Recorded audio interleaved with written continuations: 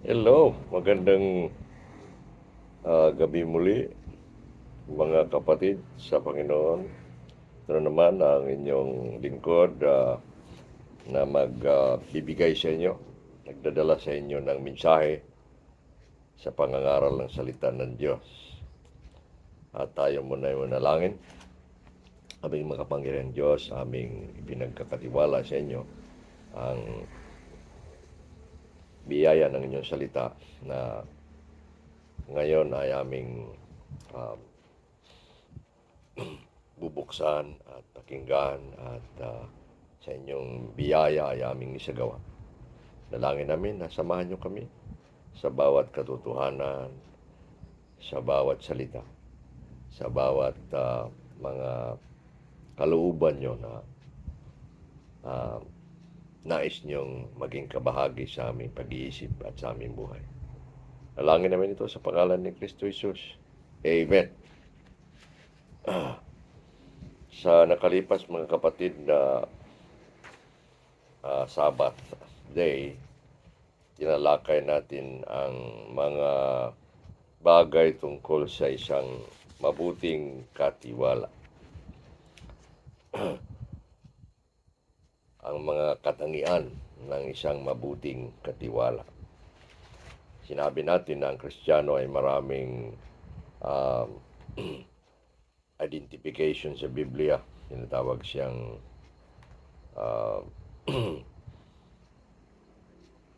believer, o sabihin nating mananampalataya. Tinatawag siyang saksi, o sabihin nating witness, kung siya ay naghahayag ng kanyang pananampalataya. At tinatawag siyang alagad, kung siya ay sumusunod kay Kristo. At tungkol naman sa mga tungkulin, sa mga bagay na ipinagkatiwala sa kanya, tinatawag din siyang katiwala. He is a steward. At yan, tayong lahat, mga katiwala tayo ng Panginoon. Sa napakaraming panahon at pagkakataon sa Biblia, si Jesus ay nangaral sa kanyang mga alagad at sa mga tao patungkol sa mga aral ng pagiging katiwala. Jesus made taught many parables about being a steward, especially a good steward of God. Tayo ay mga katiwala. At tingnan natin muli ang pangalawang serye nitong ating aral. Sinimulan natin ang 4 na katangian ng isang katiwala na mabuti. Sinabi natin una na ang isang mabuting katiwala ay kumikilala sa kanyang pagiging katiwala at sa kanyang mga tungkulin. At pangalawa, kinikilala niya ang Diyos na siyang may-ari ng lahat ng bagay at siyang nagbigay sa kanya ng pribilehiyo na maging katiwala. At pangatlo, ang katiwala ay dapat isang tao na mapagkatiwalaan, trustworthy. At pangapat, ang isang mabuting katiwala ay dapat matapat, faithful. Panalangin natin na ang 4 na bagay na ito ay dapat maging ating katangian din. Sapagkat yan naman ay hinihingi at nasa atin ng Panginoon. Sa panglima mga kapatid na katangian ng isang katiwala, ang isang katiwala ay na mabuti ng Panginoon ay may takot sa Kanya, may takot sa Diyos at lumalago nito. May takot sa Diyos. Takot sa Diyos na nagbubunga ng karunungan. Sinasabi ng Biblia na ang simula ng ah, ng karunungan ay ang pagkatakot sa Diyos. Baliktarin natin, sabi ng Biblia, the fear of the Lord is the beginning of wisdom. Itong karunungan na dapat meron tayo lahat ay nag-uugat sa sabi ni Salmista David at tagasulat ng Kawikaan na si Solomon na ang pagkatakot sa Panginoon ay simula ng karunungan. Ibig sabihin na wala tayong karunungan kung wala tayong takot sa Diyos. At ang takot sa Diyos naman ay nagmumula naman sa karunungan ng Diyos na alamin. No? Yan ang sabi ng Kawikaan 2. Kaya parang umiikot-ikot. Wisdom brings the fear of the Lord. And the fear of the Lord then is the beginning of wisdom. Yan. There is a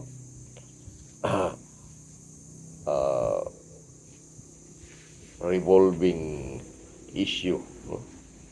Sa bagay na ito. Dapat tayo may takot sa Panginoon at nagbubunga dapat ng karunungan. Ang marunong, ang mga bagay, ang mga tao na merong karunungan ng Diyos ay mga taong may takot sa Kanya. Dapat hingin natin sa Diyos na tayo ay matakot sa Kanya ng tuluyan at lulago nito si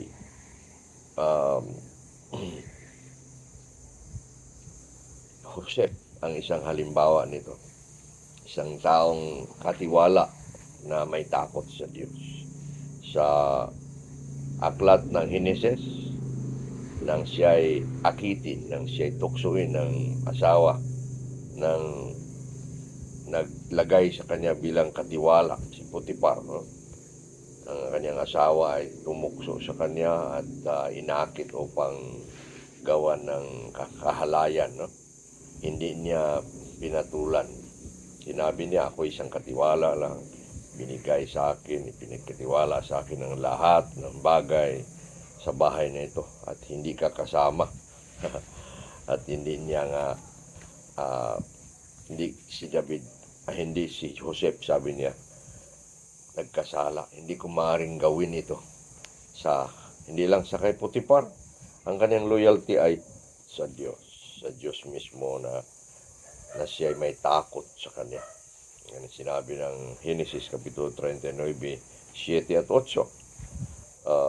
Itong takot sa Diyos na lumalago at namumuhi sa kasalanan. No? Lumalayo.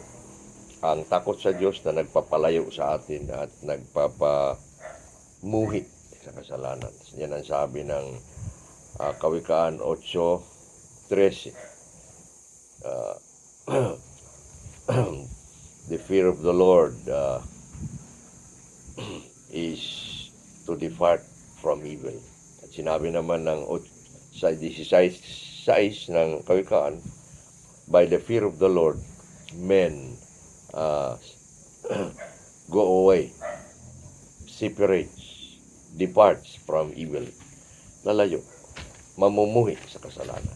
Kaya kung ang ating relasyon sa kasalanan ay madikit pa rin, kulang pa o wala pa tayong takot sa Diyos. Dapat makikita natin ang ating takot sa Diyos sa mga panahon na tayo'y tinutukso, o tayo'y dinalapitan ng mga bagay ukol sa kasalanan. Pang-anim, mga kapatid na katangian, ang mabuting katiwala ay masipag. Sipag. Hindi lang siya may takot sa Diyos, matapat at mapagkatiwalaan. Masipag. Masipag ang matapat na katiwala na nagbibigay ng kanyang buong lakas at makakaya sa mga ginagawa. Tingnan nyo. Ang isa daw masipag na tao ay binibigay niya ang lahat ng kanyang lakas, buong lakas sa lahat ng kanyang mga ginagawa. Yan ang sabi ng Ecclesiastes 9:10. Whatever your hand find it to do it with all your might. Anumang magagawa mo, makikitang gagawin ng inyong kamay, gagawin mo ito ng buong lakas. Kung ang lakas mo ay 100, gawin mo 100. Kung ang lakas mo ay 80 ang gawin mo. Buong lakas. Yan ang sabi ng kasulatan. Hindi tumitigil ang masipag sa pagsagawa ng mabuti. Yan ang sabi ni Pablo sa Galatia 6:9. Ano ang salita ni Pablo? Let us not be weary of well doing. Hindi tayo mapapagod sa pagsagawa ng mabuti. Dahil darating ang panahon, na tayo mag-aani sa lahat ng ating gawa. Okay. So, ang masipag naman, nakatiwala ay mabunga.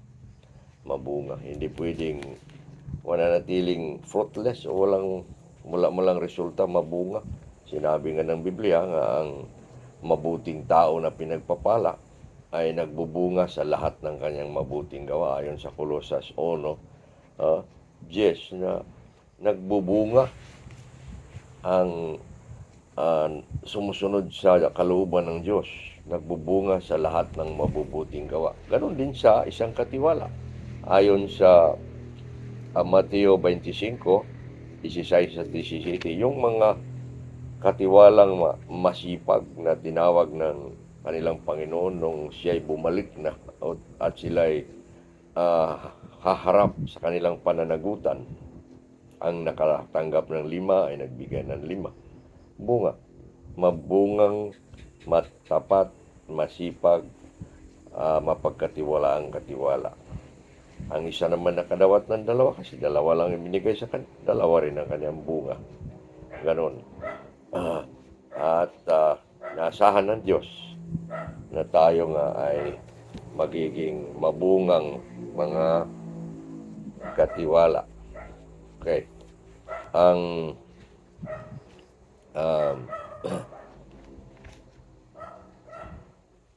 masipag na katiwala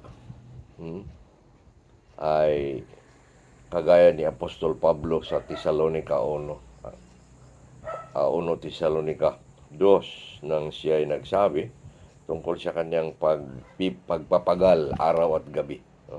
Ayon sa 1 Tesalonica 2:8-12 na si Pablo ay nagpapagal araw at gabi. Hindi siya umaasa sa mga tao.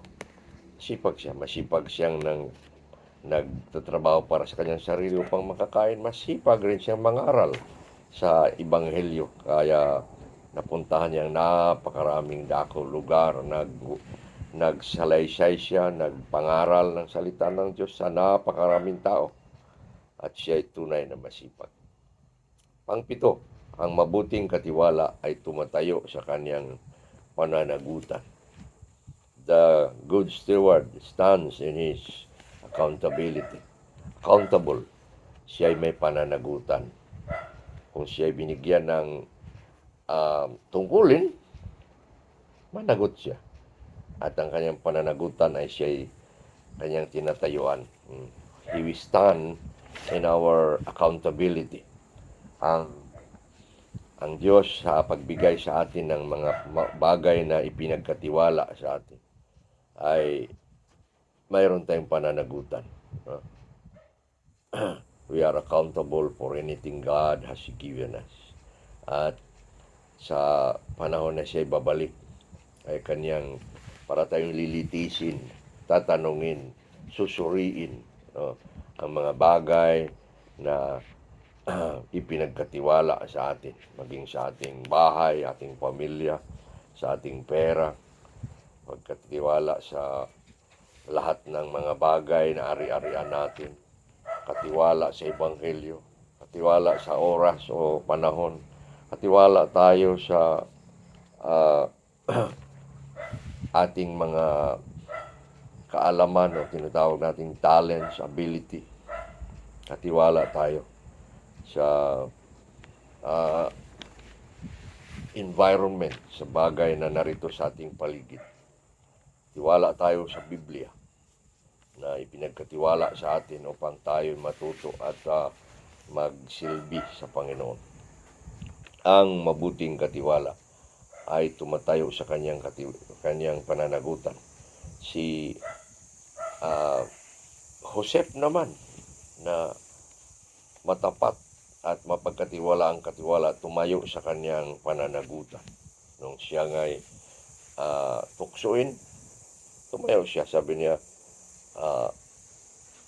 hindi ko kayang gawin yan at hindi ko maaaring gawin sapagkat may pananagutan ako sa tumawag sa akin, nagbigay sa akin ng aking pagiging katiwala. Kailangan sasagot ako ng tama sa kanya.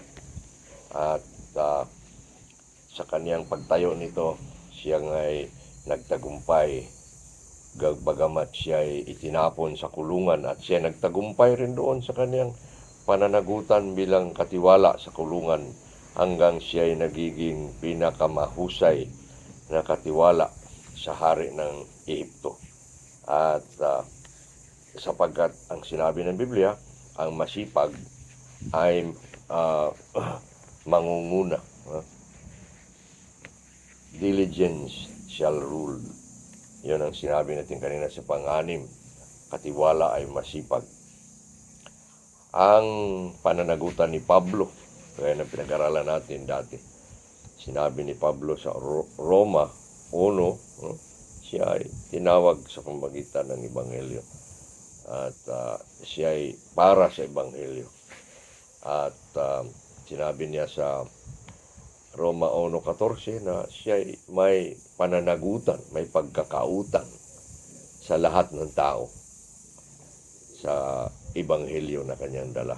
At sinabi niya sa Gawa 20:24 na walang kahulugan na ang kanyang buhay maliban lamang sa tawag, sa kanyang tungkulin na ipahayag si Kristo, ang Ebanghelyo ni Kristo sa lahat ng tao na siya ay dapat naroon at mangaral.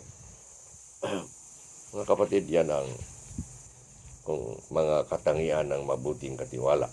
Kung meron pa mang iba na maaaring idagdag natin, meron pa. Ngunit hanggang dito lang muna tayo sa pang-pitong katiwala, katangian ng mabuting katiwala. At naway turuan tayo ng Panginoon na lalago, na lalakad upang tayo magiging mabuting katiwala.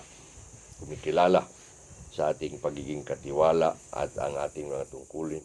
Kinilala natin siya, ang ating Panginoon, ng nagbigay ng ating pagiging katiwala at siya naman ang may-ari ng lahat ng bagay at wala tayo. Dapat ang katiwala ay isang taong mapagkatiwalaan at matapat, masipag. Siya taong may takot sa Diyos na puno ng karunungan. At siya ang taong mabunga. Mabunga at tumatayo sa kanyang pananagutan. Tayo manalangin. Panginoong Diyos, pagpalain niyo ang mga salita na ito, ang mga aral na ito sa aming puso. Kalooban niyo na tawagin kami upang magiging mga katiwala na mga alagad. Dalangin namin na gawin niyo kaming mga alagad at katiwala na matapat, mapagkatiwalaan, masipag. Turuan niyo kaming matakot sa inyo ng isang banal na takot, mamumuhi sa kasalanan. Tulungan niyo kami na mamumunga patuloy sa mabuting gawa.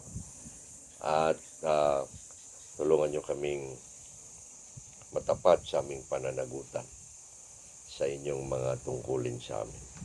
Dalangin naman ito sa pangalan ni Kristo Jesus. Amen. Salamat mga kapatid muli sa inyong pakikinig at hanggang sa sunod nating mensahe sa sunod nating Sabat. Pagpalain kayo ng Panginoon.